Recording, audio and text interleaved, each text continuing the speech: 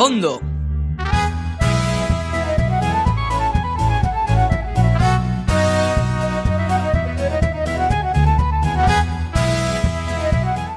Estem al 12 de juny de 1929.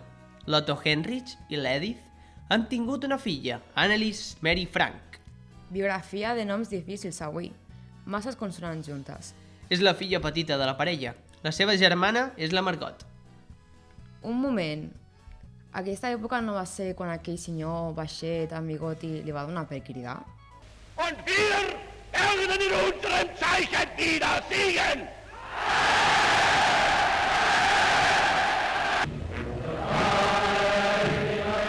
Doncs sí, però el senyor Bigotis encara no crida.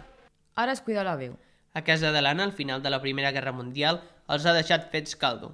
Encara que el pare de l'Anna... L'Otto. Sí, va ser un militar a la guerra, i això fa que tampoc siguin els més pobres de tot el barri. A més, ara és un empresari. Ha estat al Facebook, jueu en una relació i emprenedor. Els nens i nenes es passen el dia al carrer jugant.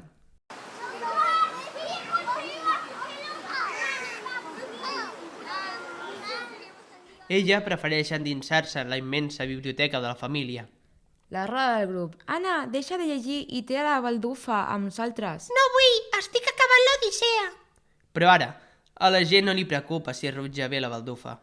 Ostres, tu, saps com de complicat és això? Cau en dena, mai he sabut el truc. Moviment de canell. Quan acabem ho provo. La gent no es preocupa de les baldufes, sinó de poder parar a la taula amb menjar i seguir visquent. El Partit Nacional Socialista Obrer Alemany comença a prendre partit a la política. Els nazis.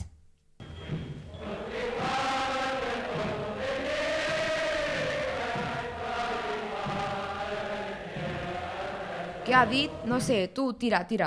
Ara apareixen unes milícies anomenades SA. Monstruos S.A.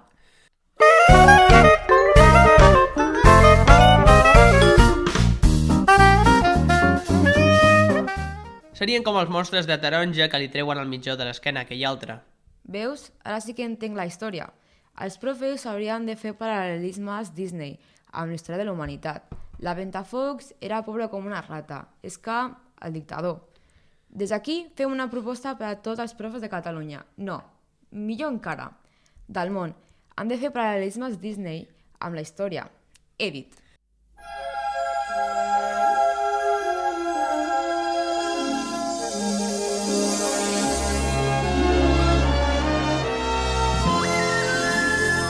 Doncs aquestes SA són els energúmens que van culpabilitzar els jueus de tot.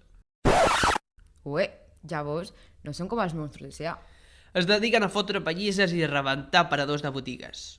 Això surt al gran dictador de Charles Chaplin.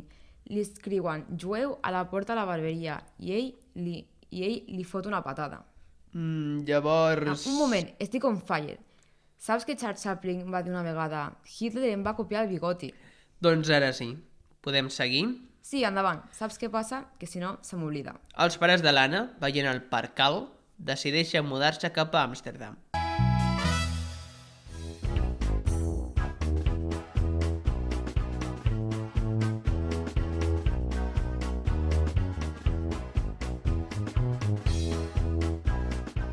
Allà l'ambient és més tranquil. Doncs no sé com era l'època, però... Ho dic per la presència dels nazis. Ah, vale. Ara fa molts amics a l'escola i el pare es dedica a comercialitzar pectina. Sí, és clar. Millor digues el que és, perquè així tothom que ens escolta sàpiga què és.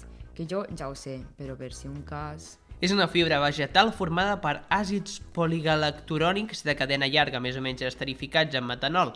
Els vegetals són més o menys rics en pectina. La natura de la pectina i el percentatge depenen de l'espècie de fruita i del grau de maturitat. Això ho has agafat de la Viquipèdia. Tal qual. Una substància vegetal per fer melmelada. Ara sí, quina carrera s'ha de fer per treballar la pectina? Doncs la carrera de... No ho sé. No crec que un nen et digui «Jo de gran vull ser fabricant de pectina». Home, potser. Abans en diuen que volen ser reis. L'any 1939... 1939. Segona Guerra Mundial... Els nazis invadeixen Polònia.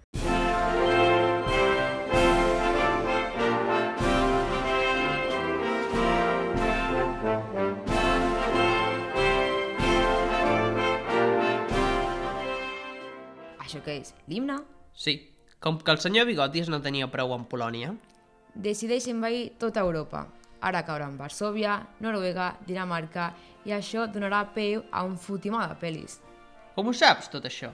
M'ho he preparat per fer-te l'embolic. Ah, de totes les pel·lis, a mi m'agrada la del pianista. Massa trista. Prefereixo el nen de pijama de ratlles. No pot passar res dolent amb un nen amb pijama. L'has vista? No. Ja la veuràs. Millor no diguis res fins que no la veguis. Surten fins i tot a l'Indiana Jones. Exacte. Ens hem anat per les branques, va. Aquí. Doncs això, que el senyor Bigotis decideix entrar a Polònia. A Holanda, perdona. Ara es diu Països Baixos. Li diré Holanda per si hi hagués algú de Perú escoltant-nos. Per què? Perquè Perú és un país baix. Saps què? Deixem-ho estar. L'exèrcit holandès intenta parar els alemanys. Stop. Però en 5 dies es cansen i a cagar la via. Ara comencen les lleis nazis. Tenien un nom que ara no el recordo. Sí, les lleis antisemitistes.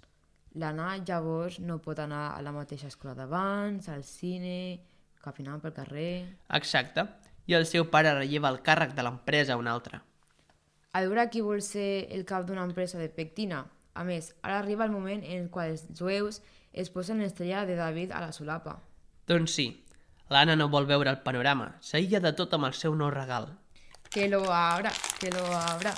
Un quadern que convertirà en el seu diari. El pare veu que el tema pinta xungo. Un home amb molta visió del futur.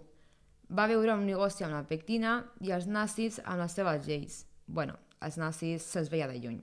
Llavors comença a preparar un amagatall. A l'empresa tenen una espècie de casa enganxada a l'edifici, una anexa. Ara serà la nova casa dels Frank. La porta és darrere d'un armari. Com la Batcueva? Sí, però sense tratges de làtex negre. Això ho preparen 4 treballadors de l'empresa. Així doncs seran ells els que portin el menjar i la connexió amb el món exterior. Abans de tancar-se definitivament, desordenen la seva casa antiga per fer veure que s'han marxat corrents. Llavors, si la meva mare entra a la meva habitació, creurà que m'he marxat forçadament o han entrat a robar, una de dos. Ara, els Frank es tanquen i s'aïllen d'un món que tardaran molt en tornar a veure.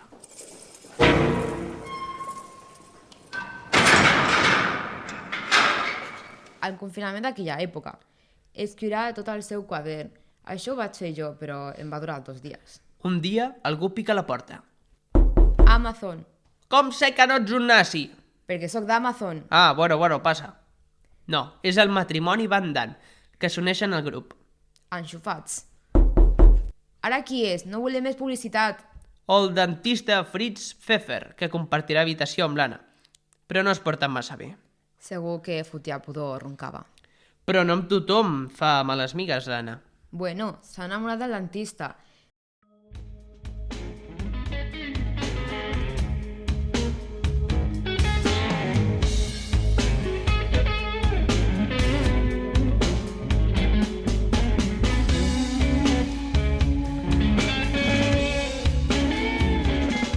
Des d'aquí respectem les diferències d'edat a l'amor.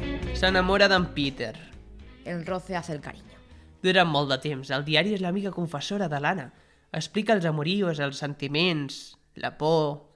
El 4 d'agost de 1944 arriben els crits de... Policei, policei. Tot apunta a un informador. Serà un cabron. Xxt, que estem gravant. Dóna la cara a pixafanals.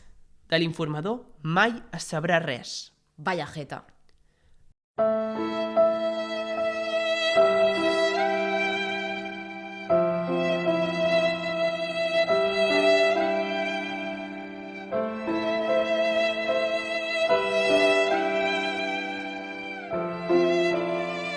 La família és portada a Auschwitz. Tots 4 són separats. Per sort, l'Anna té 15 anys i és lliure de les cambres de gas.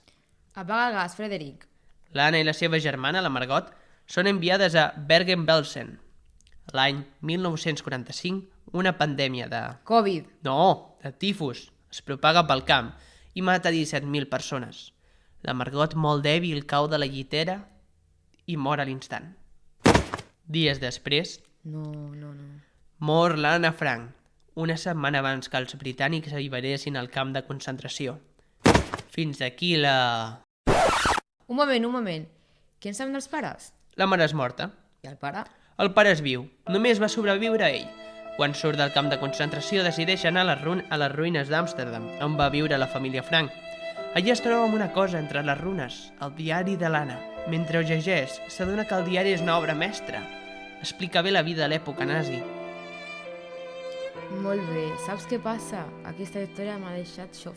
Ja, això toca la patata. És que no tenia ni ganes de fer bromes. Ni jo. L'Anna era tan desgraciada que no he pogut. Costa, sí. Bueno, haurem d'acabar ja, no? Sí, d'acord. Espera, per cert, la mare de qui es va morir? La mare va morir de... Sí, que es va morir de... Saps què? No ho sé. No ho tinc al guió. M'has agafat desprevingut. Ho mireu ara. A veure...